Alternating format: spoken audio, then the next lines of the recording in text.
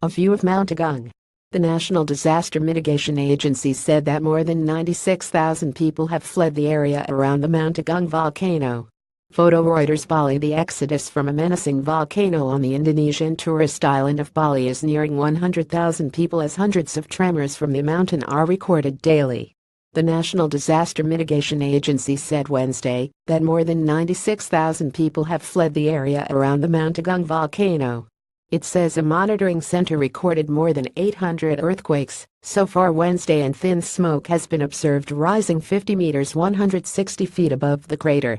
The volcano last erupted in 1963, killing more than 1,100 people.